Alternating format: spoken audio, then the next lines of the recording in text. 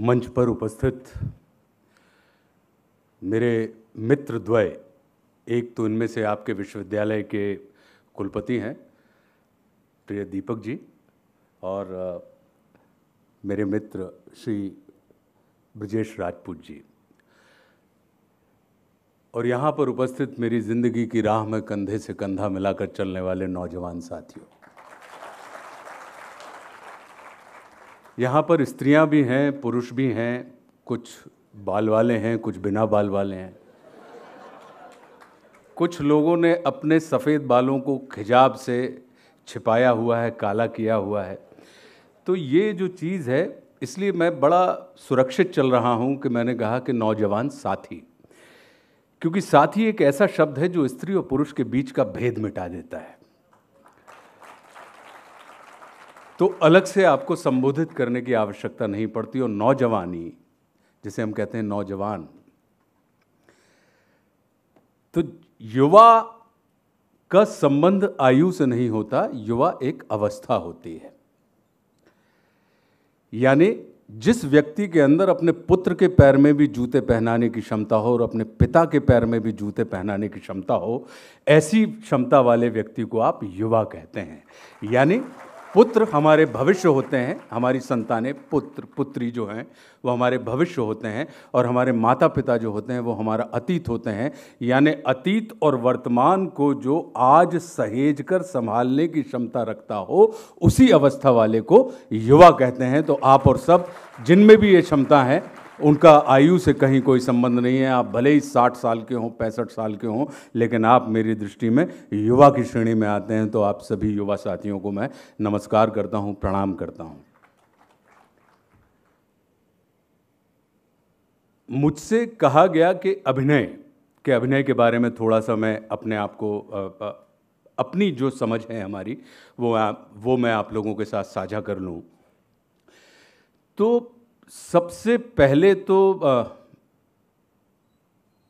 इस पूरी की पूरी प्रकृति को अपन कला की दृष्टि से रख देते हैं कि ये कला होती है। लेकिन अब ये कला क्या है? कला कहते किसको है? कला तो हमारी और आपकी सबकी वृत्ति है, प्रवृत्ति है। अगर नहीं होती तो फिर ऐसा क्यों कहा जाता कि पता लगा कि कुलपति जी के दफ्तर में एक प्रोफेसर साहब आए जो कम काम करते हैं, लेकिन ज़्यादा काम करने वाले पवित्र जी ने कहा कि यार देखो, उसको डांट नहीं पड़ती, कितना कलाकार आदमी, वो सेटिंग करके चल रहा है। अपन कह देते हैं कि भाई कला है। फिर पता लगा कि भैया उनके पॉकेट में पैसे नहीं थे यार, लेकिन देखो यार, उसने फिल्म सिनेमा देख लिया फ्री में, कितना कलाकार आदमी है, अपन कह देते हैं। फिर पता लगा कि किसी ने किसी का किसी से, जैसा कि पिल्लई साहब यहाँ पे बता रहे थे, कुछ प्रेम प्रसंग की बात चल रही थी। पता लगा कि किसी की कोई गर्लफ्रेंड है या किसी का कोई बॉयफ्रेंड है और उसके दोस्त ने उसके साथ दोस्ती कर ली, तो पता लगा कितना कलाकार आदमी है यार ये। तो इस नाते कला कोई ऐसी चीज नहीं है, कला एक ऐसी चीज है जो बाय डिफॉल्ट हम में और आप में सबके अंदर मौजूद है। अब उसको कलाकार अपन कह दें कि हम जैसे लोग हो गए जिन्होंने उस कलाकारी को जीविका का साधन बना लिया। तो अब हम कलाकार से कलाजीवी की प्रकृति में आ गए कि अब हम कलाजीवी हैं। क्यों? क्योंकि कला का व्यापार करके, कला का व्यवसाय करके हम उसके माध्यम से अपना जीविकोपार्जन करते हैं। तो हम हो गए कलाकार से कलाजीवी। लेकिन ये कलाकार है क्या? तो जो निराकार को साकार कर दे उसको आप कलाकार कहते हैं। अब निराकार को साकार कर दे मतलब हम थोड़ा सा, भैया चूंकि हमारे गुरुजनों ने हमको बहुत सरलता से और हिज्ज जमा जमा के समझाया है, इसलिए हम हिज्ज जमा जमा के समझाने में विश्वास रखते हैं कि चाहे एक कील ठुके, लेकिन वो इतनी भरोसी की ठुके कि उसके ऊपर आप पूरे घर के कपड़े लटका दो, लेकिन वो कील ना गिरे। तो इसलिए मैं क्षमा चाहता हूँ। हो सकता है कि कुछ लोगों को मैं दीर्घ सूत्री लगूं, लेकिन इसमें मुझे कोई ऐतराज नहीं है। वो समस्या किसकी हो सकती है? उसकी जो ये सोच रहा है कि हम दीर्घ सूत्री हैं। तो दूसरे की समस्या के बारे में मुझे चिंतन करने की कतई कोई आवश्यकता नहीं। तो निराकार को साकार करने मतलब, अगर हम आपसे पूछें कि प्रेम कैसा होता है, तो क्या आप परिभाषित कर सकते हैं? कर सकते हैं? अगर हम आपसे कहें कि क्रोध कैसा होता है, आप परिभाषित कर सकते हैं? हम आपसे पूछें कि भैया मीठा कैसा होता है, मीठे की परिभाषा बताइए, तो आप दुनिया के तमाम साहित्यकारों को लेकर आ जाइए, लेकिन वो मीठे को परिभाषित नहीं कर सकते। तो इसका क्या मतलब हुआ कि ये तमाम जो अनुभूतियां हैं, हम आपसे ये कह सकते हैं कि साहब हम आपको अनुभूत करा सकते हैं लेकिन अभिव्यक्त नहीं कर सकते हैं। प्रेम क्या है, तो ये हम आपको एक्सपीरियंस करा सकते हैं लेकिन एक्सप्रेस नहीं कर सकते हैं। मीठा कैसा होता है भैया, ये गुलगुला खा लो, ये गुड़ खा लो, आप साहब आप अनुभूत कर लें, लेकिन अगर आप हमसे कहें कि इसकी परिभाषा दीजिए तो ये हमारे बस की बात नहीं है। तो कलाकारी का मतलब ये होता है कि जो निराकार भावों को साकार कर दे उसको आप क्या कह देते हैं? कलाकार। यानी एक ऐसा भाव जो दिख नहीं रहा था वो आपको दिखने लगे। तो अब आ जाए अपन जो चर्चा की शुरुआत मैंने की थी कि कला है क्या। तो कला रूपी शब्द को अपन तोड़ देते हैं। ये कहीं कोई शास्त्र में परिभाषा नहीं है, ये हमारी, जैसा कि हमारे प्रिय भाई दीपक जी ने बताया आपको कि हम लोग रॉ और ठेठ देहाती आदमी थे, कि पटिया भी, हम पटिया के साथ भी कंफर्टेबल हैं और पटिया पे भी कंफर्टेबल हैं और गद्दा पे भी कंफर्टेबल हैं और सिंहासन पर भी हम कंफर्टेबल हैं। सहजता हमारा व्यक्तित्व का आवश्यक गुण है। यहाँ पे बैठे हुए आपके कुलपति जी हों, हमारे मित्र ब्रजेश हों, एक और हमारी दर्शक दीर्घा में हमारे साथ पढ़ने वाले हमारे मित्र मनोज बैठे हुए हैं, मनोज शर्मा जी, ये हों, ये सब सहज लोग थे कि हर कहीं आपको सहज पाएंगे। तो कला को अपन तोड़ रहे हैं। कल एक ऐसा शब्द है जिसे आप अतीत के लिए भी इस्तेमाल करते हैं और भविष्य के लिए भी, करेक्ट? कि कल आए थे या कल आएंगे, तो मतलब अतीत काल भी हो रहा है उसमें और हमारा भविष्य भी हो रहा है। तो हमारे जीवन में अगर हम भूतकाल और भविष्य काल को बांट लें तो भूतकाल में जो बीत चुका है उसमें और हमारे और आपके जीवन में क्या, मन में क्या चलता रहता है? क्या दुनिया का शक्तिशाली से शक्तिशाली व्यक्ति अपने बीते हुए समय को बदल सकता है? नहीं ना। बदल सकते हैं हम और आप? ये भोपाल में बैठे ना अपन।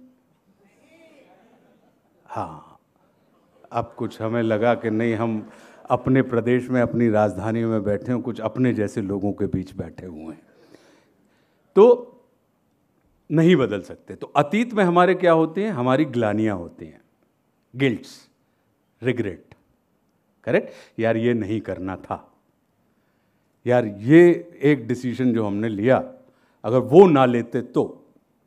और भविष्य में क्या होता है? चिंताएं, वरीज, कि यार अब यहां से निकलेंगे माखनलाल यूनिवर्सिटी से तो पता नहीं कौन से संस्थान में हमें काम मिलेगा, क्या हम अपना भविष्य बना पाएंगे या नहीं बना पाएंगे। या पता लगा कि मुख्यमंत्री जी का ये पहली बार मुझे इंटरव्यू लेने का अवसर मिला और सीधा मुख्यमंत्री जी के सामने खड़ा कर दिया, तो क्या पता मैं अपने अखबार के लिए या अपने टेलीविज़न चैनल के लिए मैं ये कर पाऊँगा या कर पाऊँगी या नहीं। ये तमाम चिंताएं होती हैं, करेक्ट? तो कला क्या हुई और कलाकार क्या हुआ कि जो बीते हुए कल को और आने वाले कल को आज उपस्थित कर दे, ऐसे व्यक्ति को आप क्या कहते हैं, या उस क्षमता वाले व्यक्ति को आप क्या कहते हैं? कलाकार कहते हैं। यानी जो आपको ग्लानि मुक्त कर दे और आपको चिंता मुक्त करके आज यानी वर्तमान में उपस्थित कर दे, ऐसे व्यक्ति को आप क्या कहते हैं? कलाकार करते हैं। तभी किसी अभिनेता की शक्ल पर दृष्टि पड़ते ही साथ आप कितने ही ज़्यादा चिंतित या व्यथित क्यों ना हो, आप देखेंगे कि अगर आप उस किसी अभिनेता की शक्ल के ऊपर आपकी दृष्टि पड़ गई तो आपको एक किंचित सी मुस्कान आपकी शक्ल पे आ जाएगी और आप अपने उस अवसाद को, उस विषाद को, उस व्यथा को तुरंत भूल जाएंगे और एक पल के लिए आप वर्तमान में उपस्थित होकर आनंदित हो जाएंगे और एक हल्की सी मुस्कान आपकी शक्ल के ऊपर आ जाएगी। यानी ऐसा व्यक्ति जो आपकी परिस्थिति तो नहीं बदल सकता लेकिन आपकी मन स्थिति जरूर बदल सकता है। और अपने देश में, अपन तो देहाती लोग हैं, अपने देश में ये कहा जाता है कि भैया मन चंगा तो कटौती में गंगा, यानी परिस्थिति भले ही ना बदल पाए, पूरी की पूरी दुनिया हमारी मन स्थिति पर चलती है। तो मन स्थिति को बदल दीजिए, आप देखेंगे कि परिस्थितियां अपने आप ऑटोमेटिकली बदल गई आपकी और हमारी जिंदगी में। तो हमने अपने पूरे जीवन में इसी चीज़ को अप्लाई किया, क्योंकि जब हम यहाँ से मुंबई, जब सागर विश्वविद्यालय में पढ़ते थे, जैसा प्रिय भाई दीपक ने आपको बताया कि हम सब लोग किसी भी स्थिति में कुछ भी करने के लिए तैयार थे। क्यों? क्योंकि सपने हमारे हैं, किसी अन्य के नहीं है। हम अपने सपनों की पूर्ति के लिए किसी अन्य के ऊपर एहसान नहीं कर रहे हैं। हमारे पिताजी ने हमें अपना सपना जीने के लिए नहीं भेजा। उन्होंने क्या किया? सिर्फ इतना किया कि अपने बच्चों से अपना सपना पूरा नहीं करवाया, उन्होंने अपने बच्चों को अपने सपने देखने की क्षमता पैदा कर दी कि भैया तुम तुम्हारे सपने देखो और उनको पूरा करने की सामर्थ्य तुम्हारे अंदर पैदा हो। और आज की तारीख में हम और आप क्या करने लगते हैं कि हम अपने बच्चों से जिन सपनों को हम पूरा नहीं कर पाए, उन सपनों को हम अपने बच्चों से पूरा करवाने का काम कर देते हैं। इसलिए जब वो बच्चे होते हैं या जब वो लड़कपन होता है, उनके अंदर खिलंदड़ापन नहीं होता, वो या तो बच्चे होते हैं, बच्चे के साथ सीधे वो जवान नहीं होते, वो प्रौढ़ हो जाते हैं। उनके अंदर हम प्रौढ़ता स्थापित कर देते हैं। क्यों? क्योंकि जो चीज़ें हमें उस समय हमारे पिता ने, या हम शायद ये सोचते हैं कि जो हम नहीं कर पाए वो हमारा बच्चा कैसे कर लेगा भाई। लेकिन हम इस दृष्टिकोण से नहीं सोचते हैं। तो तात्पर्य ये है हमारा कि जब हम यहाँ से गए Delhi national school of drama, और नेशनल स्कूल ऑफ ड्रामा के बाद फिर पता लगा कि सीधे आपने मुंबई महानगर में छलांग लगा दी कि सबसे बड़े प्लेटफॉर्म। क्यों? क्योंकि आकांक्षाएं आपकी बड़ी थी। तो आगे नाथ ना पीछे पगा कि कहीं कोई नहीं, तो आप ही को सब कुछ करना है वहाँ पर उपस्थित होकर, आप ही को वो तमाम चीज़ें। क्यों? क्योंकि ये स्वप्न आपका देखा हुआ है, और चूंकि आपने देखा है तो इसके सृजक भी आपको ही होना पड़ेगा। तो हमारा यही मानना है आप मित्रों से कि जब गंगा गंगोत्री से चली थी तो उनको नहीं पता था कि उनका अंतिम मकाम बंगाल की खाड़ी है। उनके अंदर तो सिर्फ बहते रहने की एक क्षमता थी, एक वेग था, एक आवेग था। उसी वेग और आवेग में किसी पहाड़ को काट दिया, तो किसी पहाड़ को अगर काट नहीं पाई तो उसके बाजू से रास्ता बनाते हुए वो आगे की तरफ बढ़ती चली गई, और भविष्य में जाकर गंगोत्री भी पूजनी हो गई और गंगा सागर भी जाकर पूजना हो गया। तो इतनी सी धार जो एक लांग से छलांग सकते थे, एक एक एक कदम में आप और हम पार कर सकते हैं गंगोत्री को, वो पतली सी धार जाके एक ऐसे महासागर में विस्तारित हो जाती है कि जिसे हमको और आपको स्टीमर से कहीं ना कहीं तय करना पड़ता है कि इस पार्ट से उस पार्ट तक जाने की जो व्यवस्था है वो हमारे और आपके जीवन में काहे से पैदा करनी पड़ती है? स्टीमर के माध्यम से उस हम पूरे पार्ट को पार करने का प्रयास करते हैं। तो ऐसा ही हमारा मानना है कि आप और हम अपने जीवन में बिल्कुल, अगर स्वप्न देखा है तो होशो हवास में देखिए, और अगर स्वप्न देख ही रहे हैं तो संसार में स्वप्न देखिए संसार के स्वामी बनने का। अपने ही सपन है और पता लगा कि उस पर टैक्स तो लगता नहीं, सपने में लगता है कि जीएसटी लग गई। तो अपने बारे में जब सोचना है तो हम कृपणता से क्यों सोचें, हम दरिद्रता से क्यों सोचें? जब अपने बारे में हमें सोचना ही है तो हम बिल्कुल राजा हरिश्चंद्र की पैटर्न पे सोचें कि ये पूरी भूमि हमारी है। और जितना मतलब, जो हम लोग तो बुंदेलखंडी लोग हैं तो हम ये मानते हैं कि भैया कि छत्ता तोरे राज में धक धक धरती होए और जित जित घोड़ा मुख करे उत उत फत्ते होए। तो क्षमता हमारी यही है कि बस हम अपनी इच्छाओं में, लेकिन एक सलाह और दूंगा, जिस द्वंद्व से हम और आप सब पीड़ित रहते हैं और जो हमारे अवसाद का कारण होती है, वो ये होती है कि एक चीज होती है इच्छा और एक चीज होती है क्षमता। इच्छा को अंग्रेजी में क्या कहते हैं?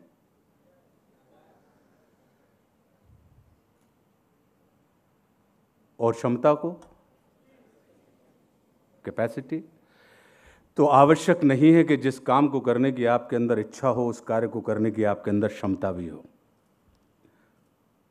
और ये भी ज़रूरी नहीं है कि जिस कार्य को करने की आपके अंदर क्षमता है उस कार्य को करने की आपके अंदर इच्छा भी हो।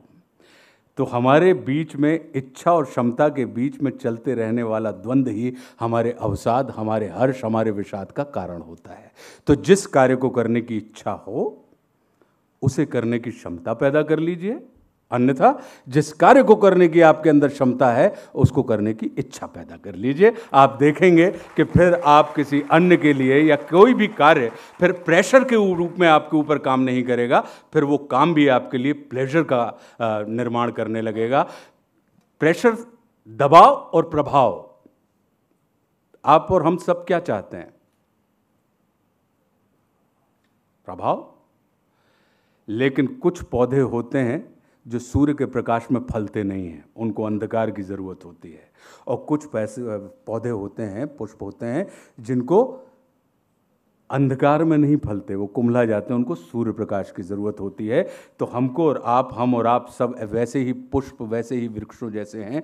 हमें अपनी प्रकृति को पहचानना होगा कि भैया हमारे ऊपर दबाव हमें प्रभावशाली बनाएगा या प्रभाव हमारे ऊपर दबाव का काम करेगा।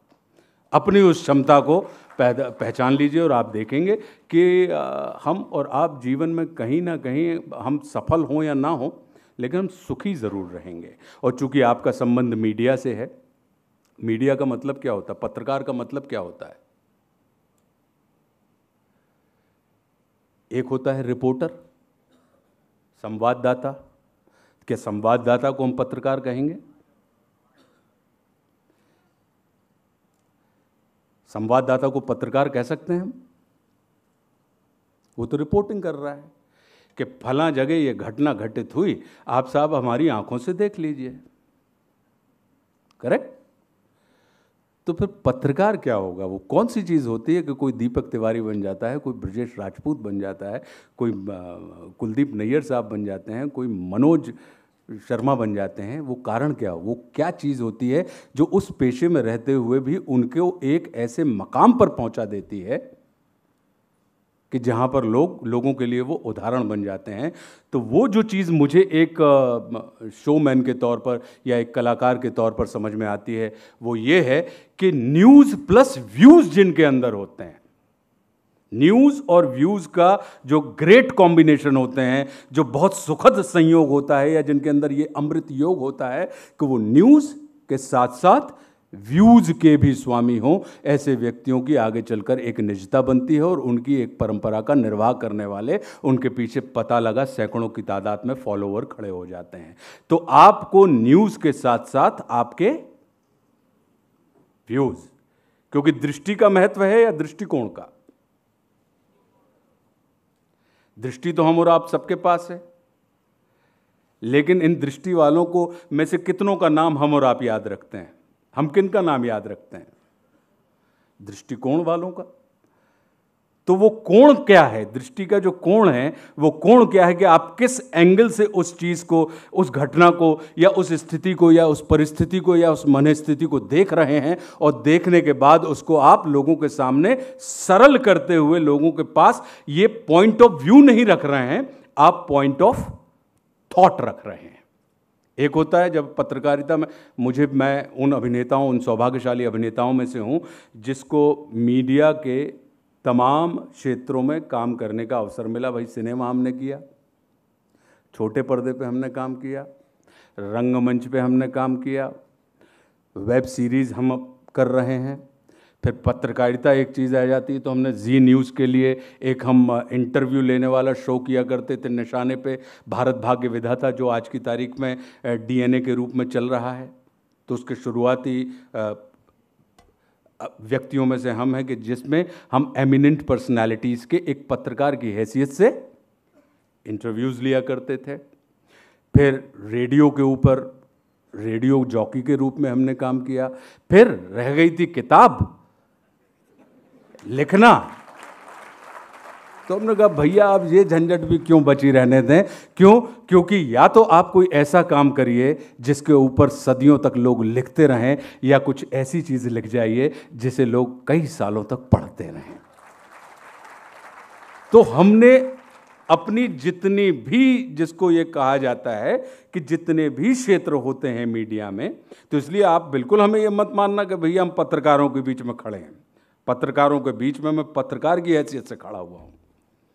जैसे अब ब्रजेश जब हमारा इंटरव्यू लेंगे तो निश्चित रूप से आपको मुझे प्रश्न रोचक हों अगर, तो उत्तर रोचक हो जाता है। रोचक का मतलब एक प्रश्न जो आपके अंदर नए प्रश्नों का सृजन करे और एक उत्तर जो आपके तमाम प्रश्नों का शमन कर दे।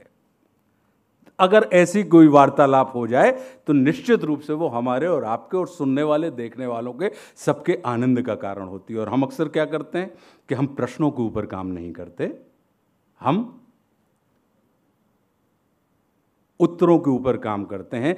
या हम प्रश्नों के ऊपर काम नहीं करते तो हम क्या करने लगते हैं, आजकल हम टेलीविजन पे देखते हैं कि हुज्जतें हो रही हैं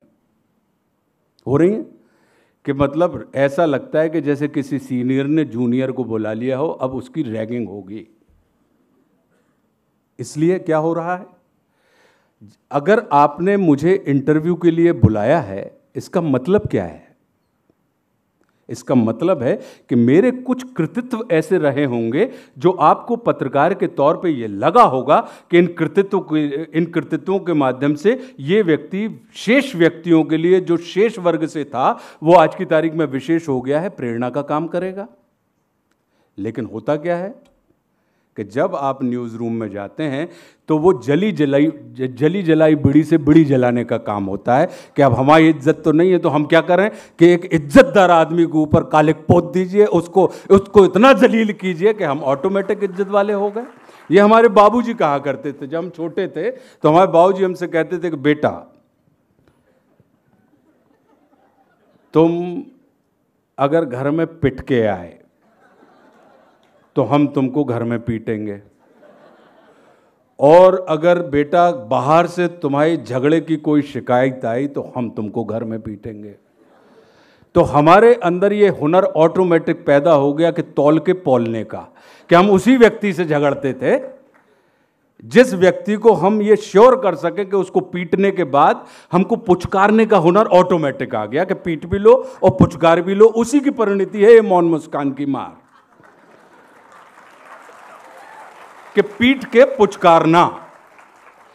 वो हमसे कहा करते थे कि बेटा, जब भी कभी तुमको किसी से अखाड़े में लड़ना हो, पहलवानी सिखाना चाहते थे हम लोगों को, तो बोले कि हमेशा बेटा अपने से बड़े पहलवान से लड़ना, क्योंकि तुम हारोगे तब तुम उसकी बराबरी के पहलवान कहलाओगे, और जीत गए तो उससे बड़े पहलवान तुम ऑटोमेटिक हो, तो उससे छोटा पहलवान कभी तुमसे कुश्ती नहीं लड़ेगा।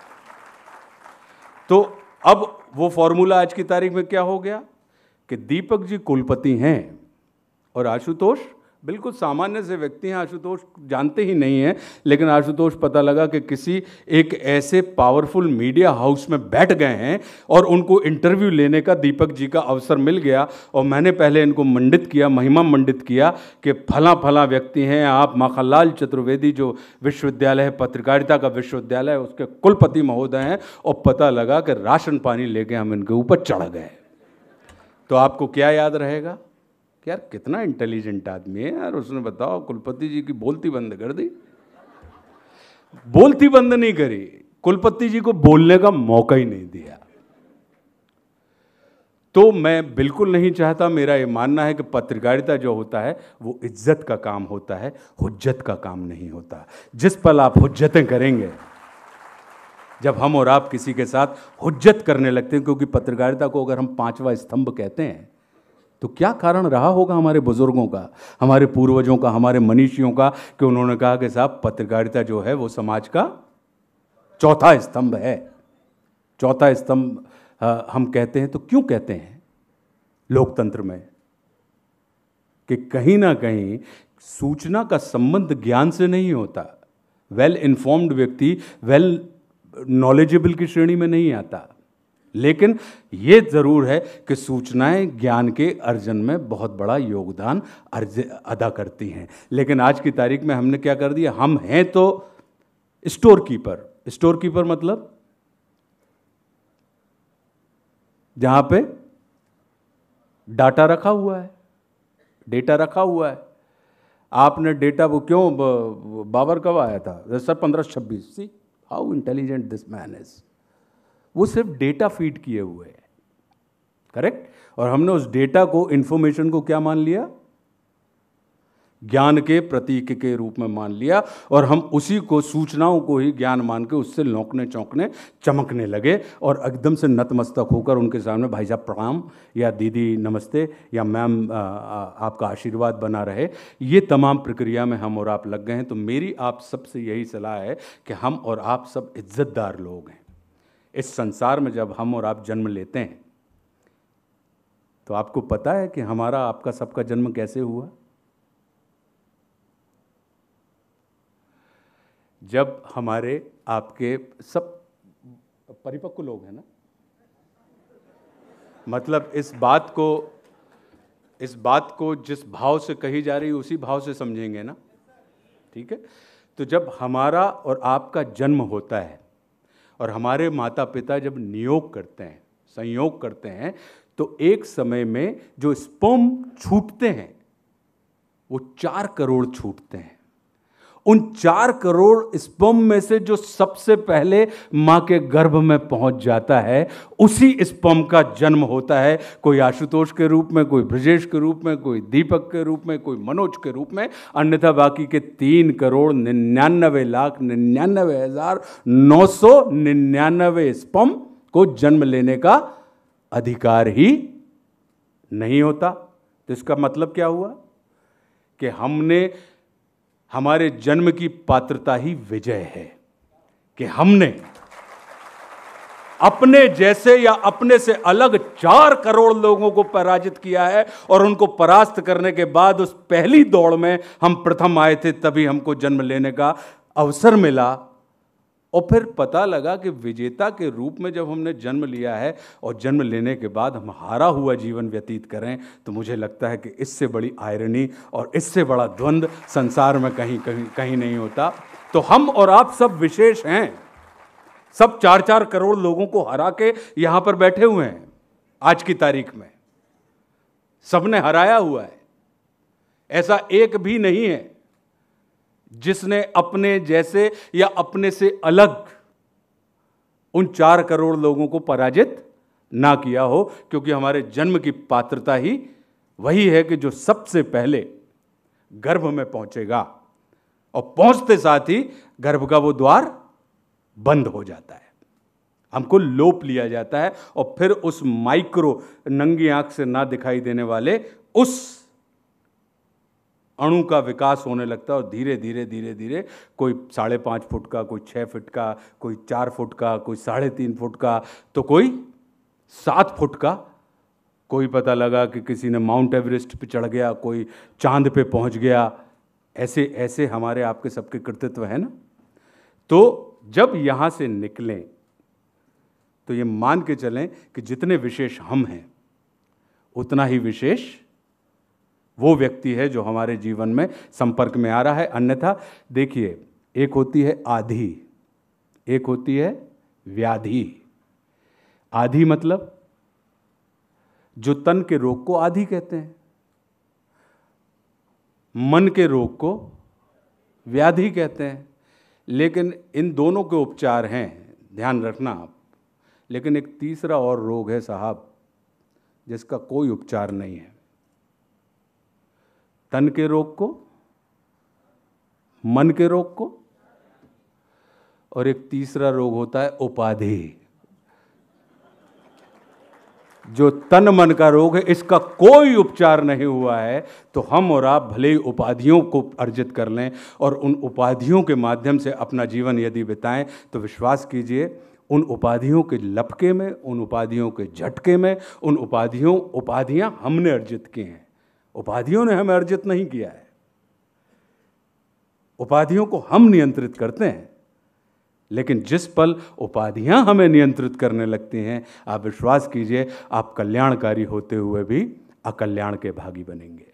तो तो मेरी आप सबसे, आप सभी मित्रों से यही सलाह है, यही अपेक्षा है, यही प्रार्थना है कि जब भी कभी उस मकाम पर पहुँचें तो इस भाव के साथ जाएं कि संसार में जो भी है सब विशेष हैं और हम शेष व्यक्ति हैं, और यही शेष, अगर आप खास होना चाहते हैं तो आप आम हो जाइए। खास होने की यही विधि है। तभी आम को अपन फलों का राजा कहते हैं ना। सीताफल को क्यों नहीं कहा, केले को क्यों नहीं कहा, ऑरेंज को क्यों नहीं कहा, संतरा मौसमी, ये फलों के राजा क्यों नहीं हुए? खरबूज तो सबसे बड़ा होता है, उसको क्यों नहीं कहा? फलों का राजा हमने किसको बना दिया? तो सीधा मतलब ये है कि भाई जो आम होता है उसी को लोग खास मानते हैं और खास का रुतबा देते हैं और खास का दर्जा देते हैं। तो बस हम यही आपसे प्रार्थना करते हैं। एक चीज़ और कहूँगा आपसे, हम या तो उस शक्ति में विश्वास रखते हैं या इस शक्ति में विश्वास रखते हैं। करेक्ट? वहाँ कौन है? ईश्वर, परमात्मा। और यहाँ कौन है? आत्मा। मतलब वहाँ ईश्वर है और यहाँ नश्वर है। करेक्ट? तो सफलता प्राप्ति के दो मंत्र हैं साहब, एक होती है प्रार्थना और दूसरी होती है प्रशंसा। हम ये दोनों ही अप्लाई करते हैं, लेकिन हम गलत पाना गलत नट में फिट करते हैं, इसलिए नट नहीं खुलता। उसको प्रार्थना पसंद है और इनको प्रशंसा। हम क्या करते हैं, उसकी तो प्रशंसा करने लगते हैं और इनसे, तो इसलिए हम ये दोनों सूत्र अप्लाई करते हैं और इसके बाद भी हमें अपना इच्छित परिणाम नहीं मिलता है। तो आपसे यही है कि प्रार्थना अगर करनी है तो उनसे करना, इनसे मत करना, और प्रशंसा अगर करनी है तो उसकी मत करना, इनकी करना। तो आप देखेंगे कि आपका जो भी इच्छित लक्ष्य होगा उसे आप प्राप्त कर लेंगे। अब आप कहेंगे कि प्रशंसा क्या, प्रशंसा और चापलूसी में अंतर क्या होता है? चापलूसी मत करना। प्रशंसा और चापलूसी के भाव को भी समझ लें। हम चूंकि अभिनेता हैं इसलिए भावों का व्यापार है हमारा, भावों का व्यवसाय है, इसलिए हम थोड़ा बहुत आपके साथ अपने उन अनुभवों को बांट रहे हैं एक अभिनेता के रूप में। ये पूरा अभिनय की क्लास है भैया।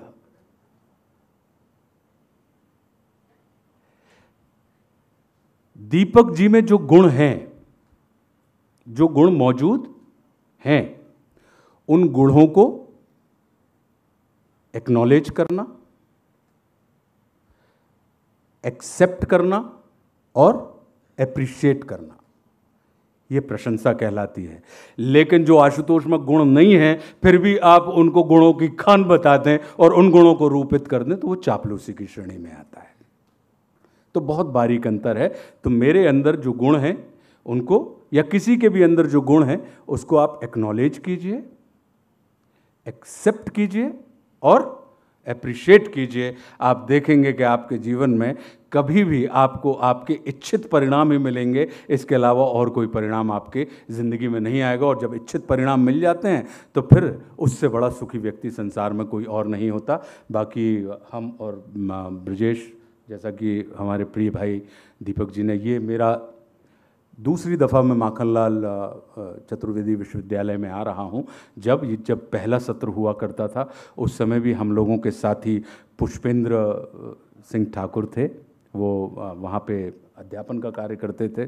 और ये मेरे लिए अत्यंत आनंद का विषय है कि आज माखनलाल चतुर्वेदी पत्रकारिता विश्वविद्यालय के जो कुलपति हैं वो भी हमारे मित्र हैं, प्रिय दीपक तिवारी। तो ये आनंद का विषय है कि मित्र हमेशा आपको विशेष बना देते हैं।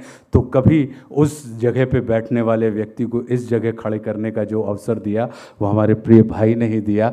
और ये कहीं ना कहीं मित्रता का सबसे बड़ा अनुपम उदाहरण होता है कि ठीक है, हम और आप सब साथ में बैठ के सुनते थे, लेकिन अब अगर आज हमको और आपके अंदर ये क्षमता पैदा हो गई कि आपको डाइस पे खड़ा किया जा सके, तो उन्होंने बड़ी सहृदयता के साथ मुझे ये अवसर प्रदान किया। तो मैं हृदय से आभारी हूँ आपका। और हम जब वहाँ पे बैठे थे तो एक चर्चा चल रही थी और मन में ये आया कि अच्छा ये फिल्म एप्रिसिएशन का भी कोर्स है या ये तमाम कोर्सेज इस विश्वविद्यालय के अंतर्गत होते हैं। तो मैं इस मंच से आपसे कह रहा हूँ, वैसे तो अभिनेता जो होता है वो पहले टेलीफोन चलते थे ना, सिक्के वाले, सिक्का वाला टेलीफोन कौन कौन ने देखा है? सबने देखा है। क्या खासियत होती है सिक्के वाले टेलीफोन में? है कि अपन ने नंबर डायल किया, घंटी बजी, करेक्ट, वहां से आया हेलो, करेक्ट, और अगर सिक्का नहीं डालो तो आप हेलो ही हेलो हेलो हेलो हेलो, बात कन्वर्सेशन नहीं होगा, करेक्ट, यही होता है। तो अभिनेता जो होते हैं वो सिक्का वाले टेलीफोन होते हैं कि जब तक सिक्का ना डले तब तक हेलो तो हो जाएगी लेकिन कन्वर्सेशन कनेक्टिविटी नहीं हो पाएगी। तो मैंने इनसे कहा कि भाई आप मुझे सिक्का वाला टेलीफोन नहीं, माखनलाल विश्वविद्यालय के लिए जो मैं हूँ वो आपके ही बीच का एक विद्यार्थी आप मुझे मान लें, सहपाठी मान लें, सहयोगी मान लें, मित्र मान लें, बड़ा भाई मान लें, अपरिचित मान लें या एक सज्जन मान लें, जो भी मानना हो, जिसको अपनी अपनी दृष्टि के हिसाब से वो मान लें। हम आपके लिए सहज सर्वदा उपलब्ध हैं। बस इतना है कि जब भी हमारे पास जब भी जो समय होगा और हमारे और आपके बीच में संयोग बनाने की जैसी व्यवस्था बनेगी, हमारी क्योंकि हमारा जो लालच है वो यही है कि मैं मध्य प्रदेश को भारत की सांस्कृतिक राजधानी के रूप में देखता हूँ कि जैसे संपूर्ण विश्व अगर समाप्त हो जाए और सिर्फ भारत बचा रहे, तो भारत विश्व का बीज पुंज है। आप भारत से संपूर्ण विश्व का नया सृजन कर सकते हैं, क्योंकि तमाम संस्कृतियां, तमाम व्यवस्थाएं, तमाम स्वाद, तमाम वर्ग, तमाम वर्ण भारत के अंदर एक साथ मौजूद हैं। तो भारत क्या है? विश्व का पॉकेट एडिशन, ठीक। तो ऐसे ही भारत का जो बीज पुंज है वो मध्य प्रदेश है। आप मध्य प्रदेश को भारत की प्रतिछवि आप मध्य प्रदेश के अंदर देख सकते हैं कि मध्य प्रदेश के अंदर वो तमाम विविधता आपको देखने मिल जाएगी, चाहे वो स्वाद की विविधता हो, संस्कार की व्यवस्था हो, चाहे वो शिक्षा की विविधता हो, चाहे वो वर्ग और वर्ण की विविधता हो। तो इस नाते मुझे बड़ा आनंद मिलता है कि जब भी कभी मध्य प्रदेश के अंदर कोई गतिविधि होती है या मध्य प्रदेश से लोग प्रशिक्षित होकर निकलते हैं तो मुझे बहुत सुख मिलता है। तो इस नाते ये मतलब आपके ऊपर उपकार नहीं होगा, ये मैं अपने ही सुख का सृजन करूंगा। तो मैं सदैव उपलब्ध हूं। तो आपको जब भी लगे तो मुझे बताइएगा और मुझे बड़ी प्रसन्नता होगी। जय हिंद, जय भारत। धन्यवाद।